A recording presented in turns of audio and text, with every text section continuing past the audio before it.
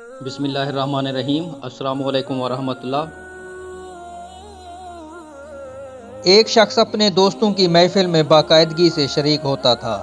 اچانک کسی اطلاع کے بغیر اس نے آنا چھوڑ دیا۔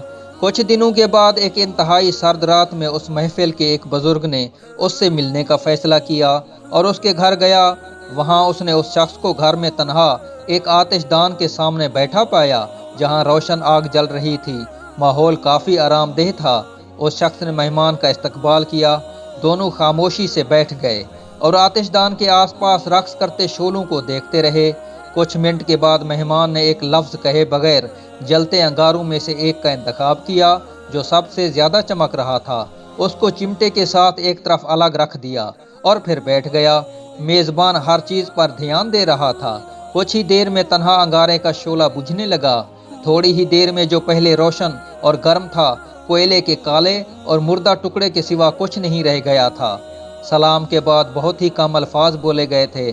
روانگی سے پہلے مہمان نے بیکار کوئلہ اٹھایا اور اسے دوبارہ آگ کے بیچ رکھ دیا۔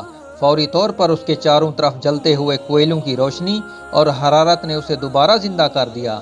جب مہمان روانگی کے لیے دروازے پر پہنچا تو میزبان نے کہا، آپ کی آمد کا اور آپ کے خوبصورت سبق کے لیے شکریہ۔